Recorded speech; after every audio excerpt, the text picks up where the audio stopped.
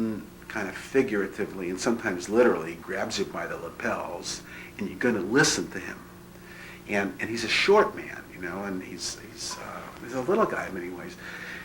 But it's always a surprise every time when I see him and see how short and little he is, because he is a big man in terms of what he's trying to do. You can't go in Milton's house without knowing what his work is.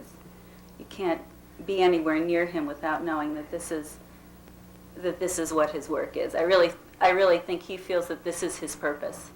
I think his contribution to Chicago is immense in the sense that he's educating younger people and another generation that they should never forget the inhumanity that has taken place. You know, he got right into this group. And, you know, Milton isn't very big. Milton got right into this group of all my big, you know, 7th, 8th grade kids. And he just laid it on the line and told them like it was. And my students listened. My students listened, and they liked listening to him. And they related, you know, they asked him questions, he answered every one without skipping a beat. He's a very friendly person, very warm, generous. I don't think there's a mean part in him. He's a very, very warm human being. And I think that it's interesting that he can be like that and have this tremendous, unique collection, which is at the totally other opposite extreme of human emotion. Flamboyant, intense,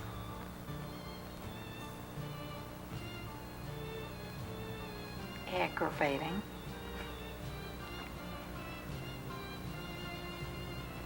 well-educated, energetic, strong, ambitious, determined. He's a good father. We're very fortunate to have him in our community, very fortunate. And he wants the message of the Holocaust to go deep, and he does it. And so I'm an admirer of Milton Kohn. My name is Milton Kohn. I have 3 aliases. One is Uncle Milty, one is Holocaust Man, and in China I'm called Oyu, Oyu, Oyu. So those are my 3 names. Normally in this country I use Uncle Milty. I was born in Chicago, USA. 1912, I'm a chicken. I was born in 1912 and I've lived in Chicago most of my life. One of the points I want to make out is I hated the concentration camp collection, and I've seen them before and never wanted anything to do with them. And finally I showed a collection of French art on stamps in New York at a stamp competition, and a man came up to me and he said, "Why draw flowers and why draw paintings? Why don't you help our people?" I looked at him and he says, "What is your name, sir?" He says, "Bob Lane." I look at him and I say, blonde hair, 6 feet tall. I said, "Are you Jewish?" He goes like this and says, "Yes and no, yes and no." I says, "You can't be yes or no. You either are or you're not." So he says, "I'm a converted Jew." And he says, "I'm very pious." He says, "I read Hebrew fluently, and I write all across the world, especially to Russia, to rabbis in Russia." So, yes. So he says, "Look," he reaches in his pocket, he brings out letters from rabbis in Russia. He says, "You see?" He says, "Well, I want you to start concentration camp." I says, "No, Mr. Lane, I don't want anything to do with it. I lost my family in it, and it gives me goose pimples," which it did. But anyway, he wanted me to go and have breakfast with him on Sunday morning, because this was Friday and he had to rush home to get prepared for a bath at 4 o'clock. And he wanted to be clean for Shabbos. But he says, "Saturday I don't drive, but Sunday I'll pick you up." And sure enough, Sunday morning at 8 o'clock, the bell rings on our telephone, and Mr. Lane is waiting for us down in the lobby. So my wife and I got dressed real fast, and we went downstairs, and we met Mr. Lane. I said, "Mr. Lane, one thing I want you to understand. I don't want nothing to do with concentration camp. I don't want anything to do with them. So he says, don't worry, don't worry. So I didn't worry. The minute we enter his home, his daughter hands me a yarmulke. And he says, oh, we daven before breakfast. We say prayers before breakfast. That's fine. So the girl hands me the book, and I open the book, and I'm looking for the pages, and in between time, Mr. Lane is praying, and he's all done, and I'm still looking for the pages. So then we sat down to have our kosher breakfast or brunch, and we had a wonderful little chat, and we had a nice meal. And then he tells his daughter to go upstairs and bring 3 pieces down. He wants Mr. Kohn to have them. So I says, Bob, it's concentration camp. I don't want it. So he says to his daughter, gay, gay. It means go, go. And the daughter came down, and she handed me 3 pieces. And I says, no, I don't want them, Bob. And I said to my wife, take them and give them to Bob. Bob was very proud that he had 3 pieces from a concentration camp. All 3 belonged to one woman. He gave me 3 pieces from Francisca Pfeiffer, her ID card, which she had to carry in her purse. He gave me her boxcar number 465, and he gave me a list of people who went to the crematory on July 5th, 1943. My wife saw my family name on there, Kohn, and she says, Daddy, that's your family. I looked, and sure enough, when I got goose pimples, they went, my family, one member of my family went to the crematorium at 9:30, the same time that Francisca Pfeiffer went in. So I got goose pimples, and I was crying. And so my wife says, honey, let's try it. It might be a good omen.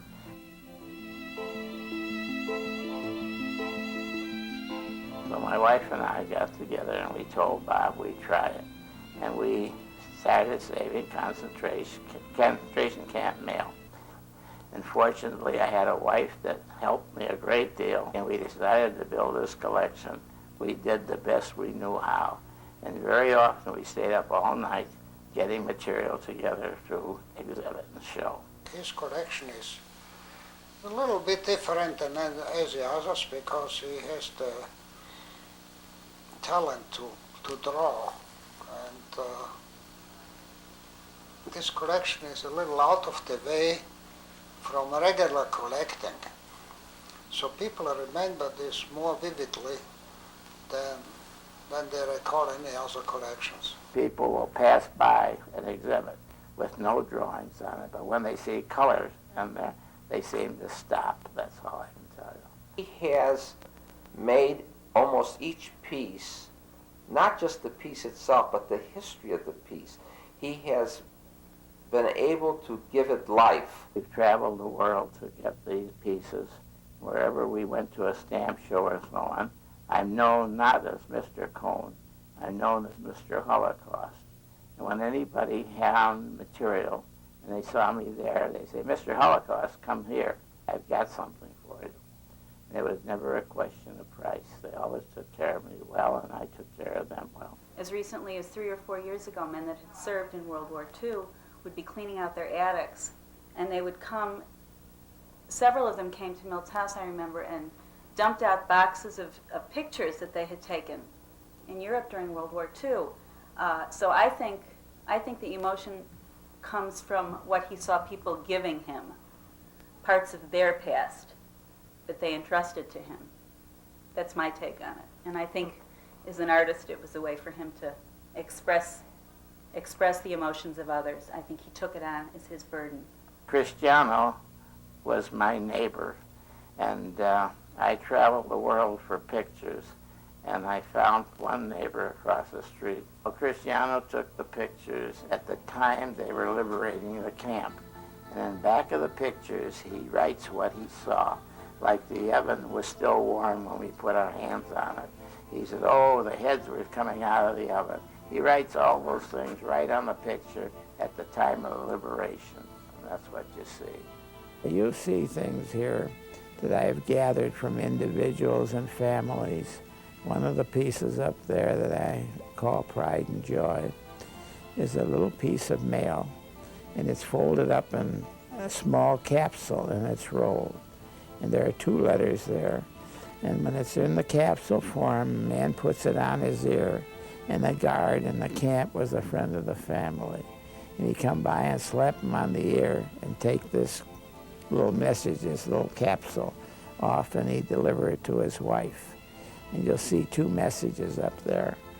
The one that's open, we believe, is the last message that he ever sent, because in this message, he thanked his wife for the very wonderful years they've had together.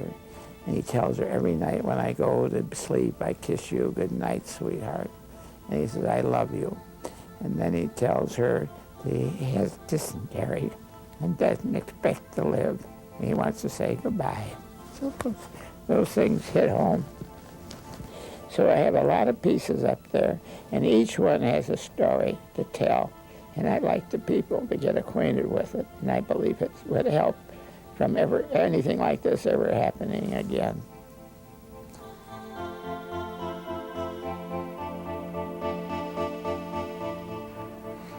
I think that Milt's purpose in setting it up the way he did was to create a shock effect as you enter. And I know that Holocaust survivors felt that we could have done without that. I saw that the mannequin of the Nazi with the Nazi uniform, and my heart almost stopped beating. It was just, it was like a shock. I went 50 years back.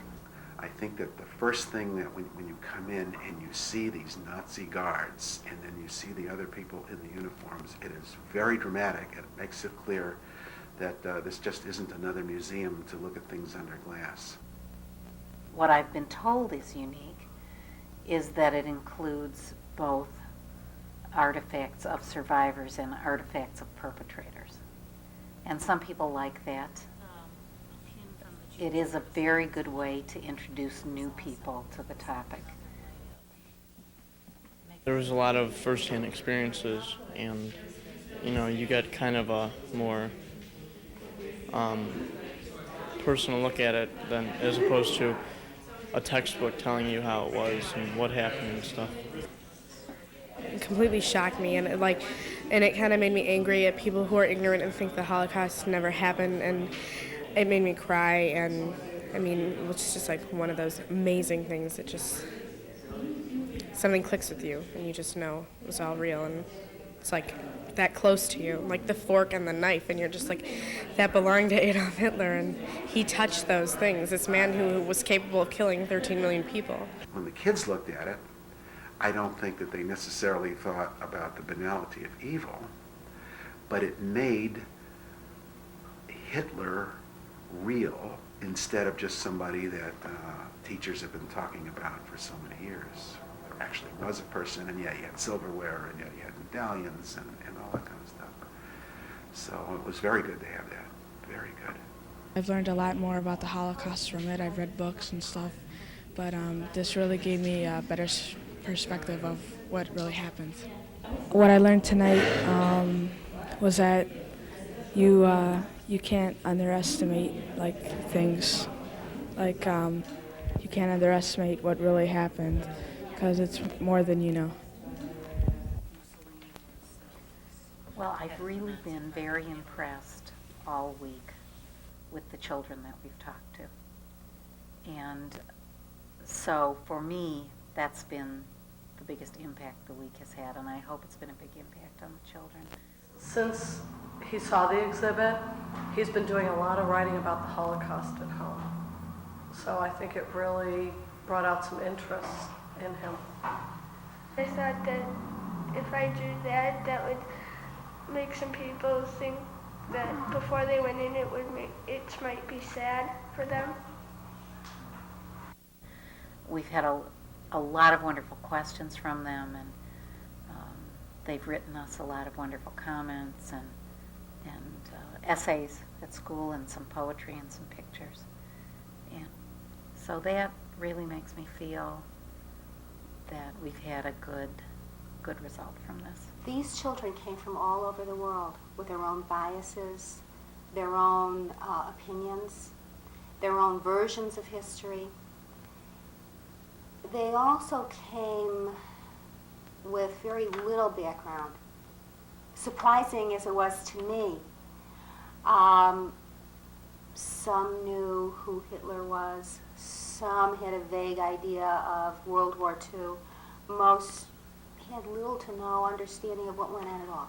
At all. I walked over some of the older kids from Peterson, and there was one child who really had a smart aleck attitude, and a couple of times underneath his breath on our way walking here, he Heil Hitlered me a few times.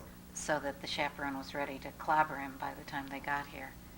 And he was a little cocky during the movie, but he asked a lot of questions, and we paid a lot of attention to him. Later on that afternoon, he came into the place where I work and apologized to me after seeing the exhibit because he felt that he acted unfairly without knowing how much it really hurt or meant to other Jews. The only reason that that boy apologized was because he really knew it was wrong. He really knew that. That's the impression I'm talking about. Show a child what can happen, and you really make an impression. Show a child what can happen when people don't treat each other with the dignity and compassion that should be accorded to every human being. Show them the consequences. And that's more meaningful than all the don'ts and should haves and should do's that any adult can ever say.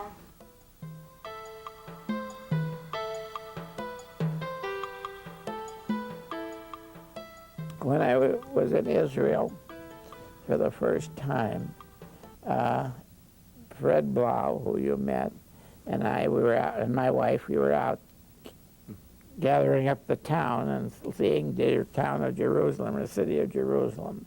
We traveled to many countries together. I think we were in Vienna, in Budapest, in Prague. And we were definitely together once or maybe twice in Taiwan. And we came back about midnight or maybe a little after, and you ask the desk clerk for your key. He hands me the key and a message. So I look at it, and it says, "Mr. Kohn, please call Dr. Korp immediately." So I looked at Jan. I said, "Jan, this can't be for us." So I asked the desk clerk, I asked him, "How many Kohns do you have here?" He says, 4. I says, "Could you have put this in the wrong box and made an error?" He says, "No, in Israel we don't make errors." So I had nothing to do but go to the telephone, and it was about 12:30, 1 o'clock. And a woman answered the phone, and I said, "Look, I'd like to talk to Dr. Korp." She says, "Oh, I am there, doctor. Are you Mr. Kohn?" I says, "Yes, but I think you got the wrong Kohn because I don't know anyone in Jerusalem." She says, "I want the Kohn that has the Holocaust collection." Now, you'll have to realize some of these collections have 5,000 frames, just not mine. And she says, "The one who has the Holocaust collection and the one who has a photograph on the second frame of a mother and child." But I have one, and it has the photograph of a mother and a child on her lap. She says, that's the one. And she says, "Can you tell me where you got that photograph?" I says, "Yes, when I went to visit a Camp Mauthausen in Austria. The party in charge and I became acquainted, and I wanted something that he could give me, and he gave me this photograph. And he says, "Well, can you tell me what happened?" So I said, "Yes." 4 days after this photograph was taken, they were taken to the concentration camp Mauthausen. And he says they were destroyed. So she started to cry, and I was crying with her. And I'm ready to wipe the tears, and my wife had me a Kleenex and so on. And she comes to the phone. I says, "Doctor, why did this piece affect you so much?" She says, "Mr. Kohn, we're 3 sisters, and we lived in Prague. And we were notified that they leave on the last train out of Prague before Hitler came in." And she says, "We all met at the train station, and we got on the train, and the sister looked at her hand. She forgot to give the surrender a key. So she says she walked 30 feet to give it to a cabbie, And when she wanted to get on the train, they said she was too late. So she says they know that they left her sister at the station, but she didn't know what happened to her. So she said, at least now we know. But Milton shows this. He exhibited in school, in universities. And he proved that it really happened, that we lost 12 million people, 6 million Jews and 6 million others. What one insane man like Hitler could do.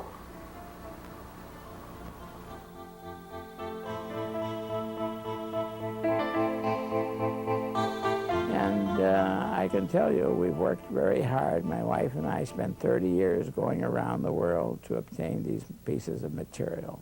And what you see here is probably the largest collection you'll ever see, especially privately owned. And you might go to museums and never find as much material as you see here.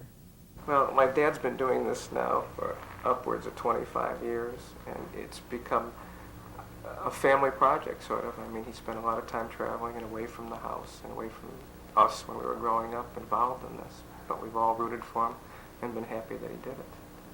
I was very fortunate with having a wife like I had, and I worked for 24 years without a vacation. And I worked on Saturdays too. I'm ashamed of myself, but I was in a business that had to keep open. And my wife suffered for that because we no vacations, and once in a while we left early Saturday night to get to a spot for a vacation. But later in life, when my son came in, we traveled. We went around the world. It was very important to her also, and I think she really enjoyed spending the time with my father, you know, working at it and taking care of it with him. And she has another stamp collection, a coin collection of her own she had also that they worked on. I think it brought them, you know, close together. And I became U.S. Commissioner to Israel. I became U.S. Commissioner to South Africa. I was U.S. Commissioner to Taiwan, China. So my stamps have taken me around as a dignitary. The collection enabled them to go lots of places and see lots of things and meet enormous numbers of people that they would not have otherwise ever had an opportunity to know. So I think she really enjoyed the global kind of aspect. They both love to travel, and this was a great reason to see the world. And my wife was a pretty woman. And when she dressed up and we brought her clothes, I took care of her clothes for her. And when she walked into a place, into the Knesset in Israel or something, you hear, ooh, ooh, ooh, and I loved it. My wife hated it, but I loved it. They're both very electrifying people. My mother was like that also, where she could just be in a group and just radiate. And my father is the same way.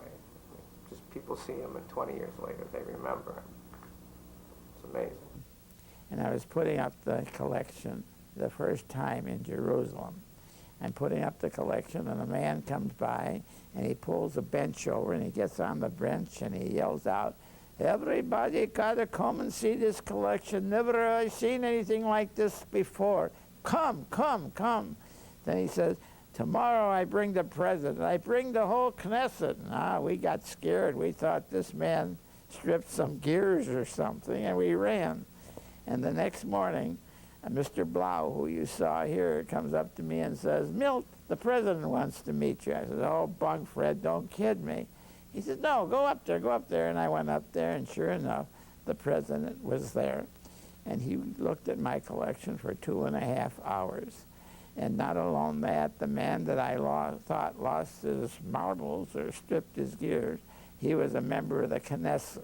When he was asked to show his collection to the President of the State of Israel, and even in Israel,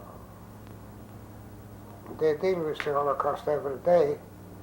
They were impressed when they saw this collection. It helped us, Jews, that the world, or part of the world who did see this collection, are aware of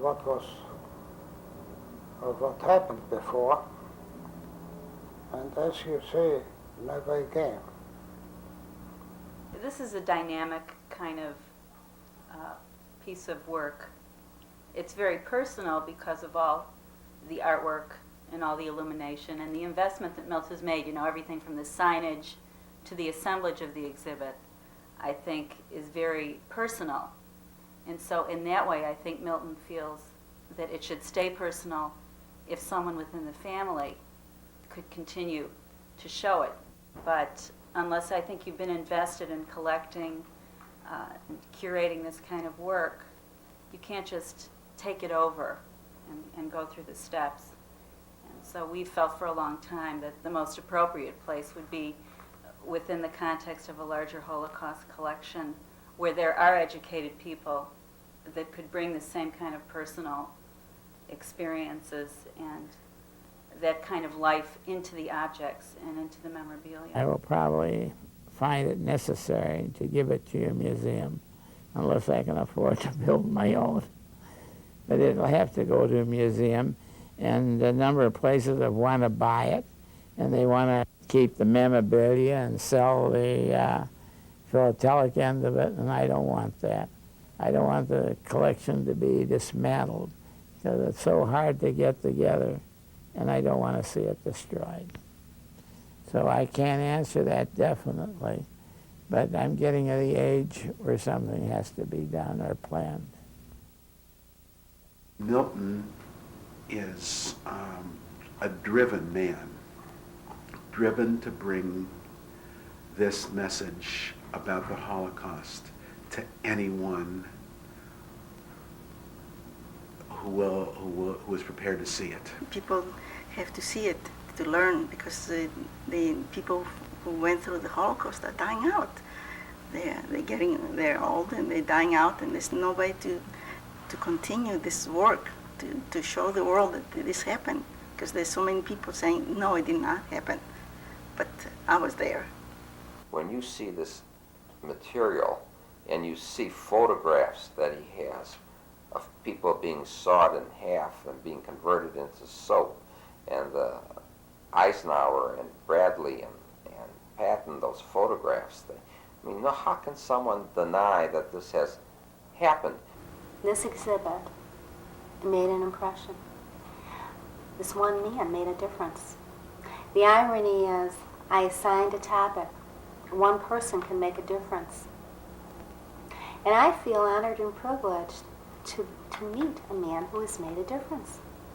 And I know he has. It's hard for one person to make a difference, and maybe you have to be driven in this way.